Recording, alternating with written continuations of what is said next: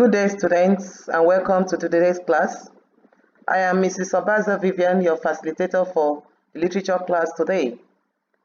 I hope you're all good and staying safe.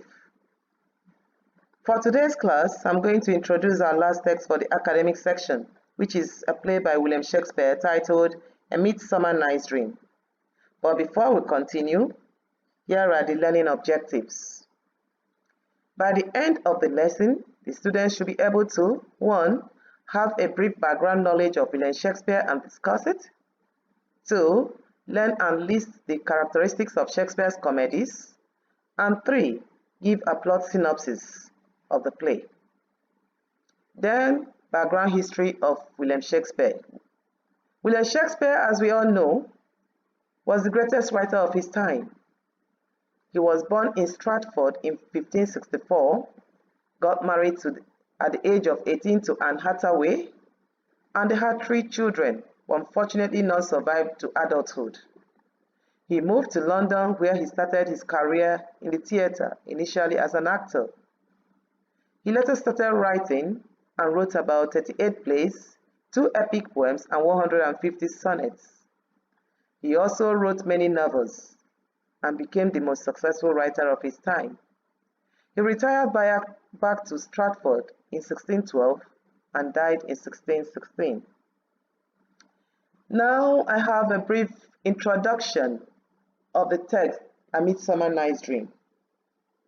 The play revolves around the marriage of Theseus, the Duke of Athens, and Hippolyta, the Queen of the Amazons.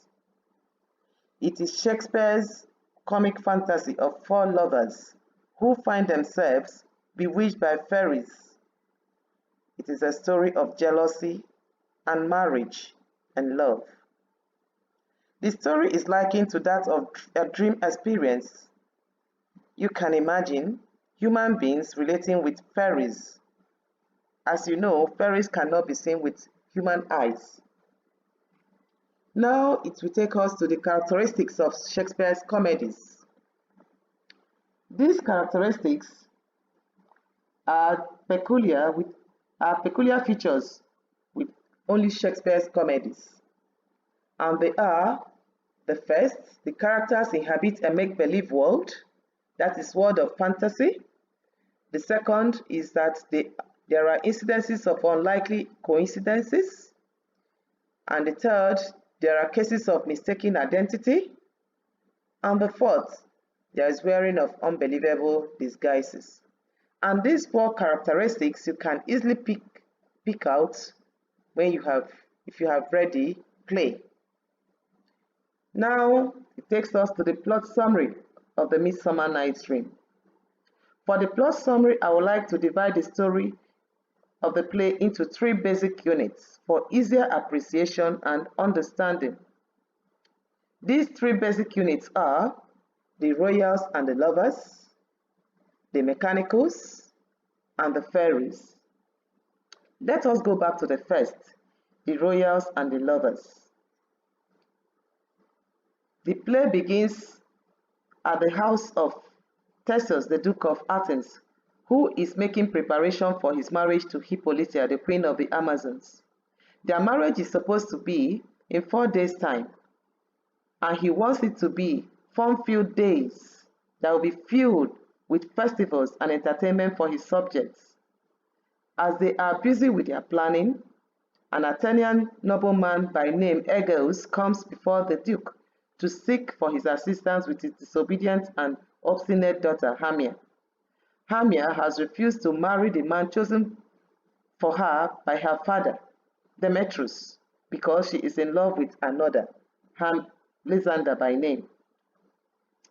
He is followed by his daughter Hermia and the gentleman in question, Demetrius. And according to the Athenian law, a girl is supposed to marry a man chosen for her by her father or face death.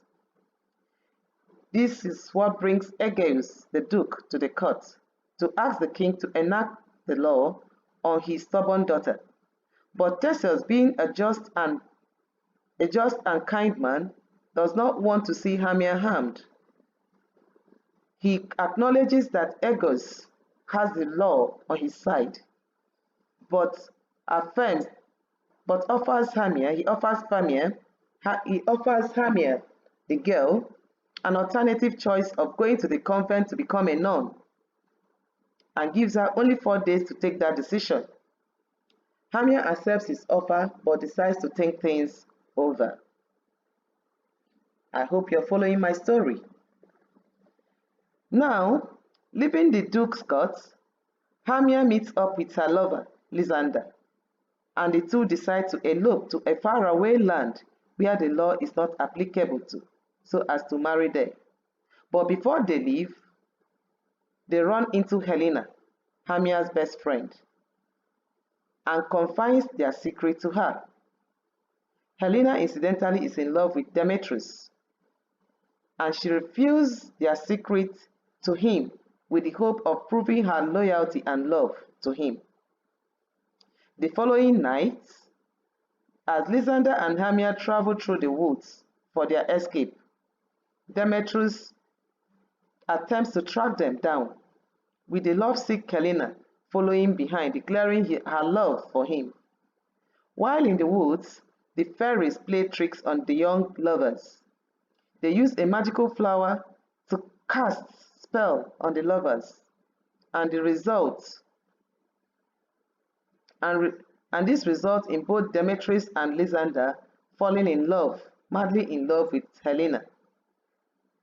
This confusion leads to serious quarrel, which the fairies watch in amusement, and realizing their mistake, Oberon, the king of fairies, orders his chief messenger, Puck, to restore peace. Now there is harmony, for Demetrius is in love with Helena and Lysander with his Hamia. The following morning, the king overrides the law and allows Lysander and Hamia to get married. Demetrius, having been transformed by the happenings of the previous night, proclaims his renewed love for Helena. They joyously return to Athens and are married alongside the Duke and his wife. The second is the mechanical. These are the Athenian workers who on their own decided to perform a play in honor of their Duke's wedding. This group is headed by Peter Queens, a local carpenter. He gathers the 5 best skilled craftsmen of Athens. They are Nick Bottom, Francis Flutes, Robin Stavlin, Tom Snot, and Snog. These men are to perform a play. Nick Bottom is a weaver with great aspiration of becoming an actor.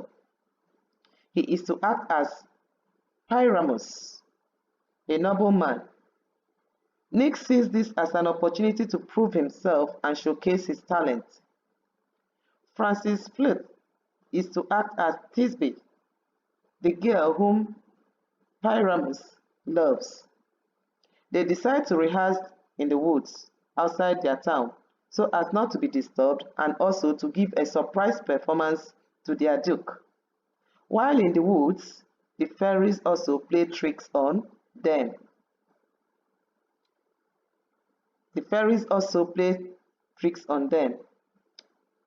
Puck replaces Nick Bottom's head with that of a donkey. This scares the craftsmen, that so much so that they all run back home, leaving only Nick Bottom in the bush. Meanwhile, Titania, the queen of the fairies, who was sleeping nearby, wakes up and, due to the love charm placed on her by Puck, falls madly in love with the donkey-headed human being. They are later released from their spells by Puck, and Nick Bottom believes that he had just had a wonderful dream. This takes us to the last, which is the fairies. The fairies are being presented. We are being presented here to the fairies world. In the play, Oberon, the king of fairies, and his queen, Titania, are having a quarrel over a young Indian human boy. that was handed over to Titania by the boy's mother. Oberon is furious that his queen refuses to hand over the boy to him. He decides to punish her by using a magical flower to place a spell on her. The spell will make her to fall in love with the first creature she sees on waking up. And so when she wakes, the first creature she sees is the donkey-headed Nick Bottom. She falls madly in love with him, so much that she orders her fairies to wait on him, feeding him, entertaining him, and fanning him. So, but eventually the spell is released from her, but before this, Oberon has taken charge of the boy. The fairies no longer fighting, Oberon and Titania go with the rest of the fairies to celebrate the Duke's wedding. Now this is a brief summary of the play, A Midsummer Night's Dream. I believe if you read, remember that Shakespearean books, the questions in exam, you're not asked to write essay questions. And so I will encourage all of you to read the text, because our next lecture, we are going to start studying this at the arts. Your questions will be all objective questions, where you have multiple choice questions and most likely contest questions. But I have an evaluation. I have to evaluate you. If you have listened to this, and I would like you to, from the plot summary presented now, identify and list the characteristics of William Shakespeare's comedies that have been listed for you. See if you can do that. Then I have an assignment for you too. The assignment, the first, I have two assignments. The first is for you to read Acts 1 Scene 1 and Act 1 Scene 2 of the text for our next class, in preparation for our next class. And also, if you can, write a plot synopsis of the Midsummer Night's Dream. Your own. Try to make an effort to do something so as to be able to have a grip knowledge of the text. Thanks for listening, and see you next lesson. Have a nice day. Bye.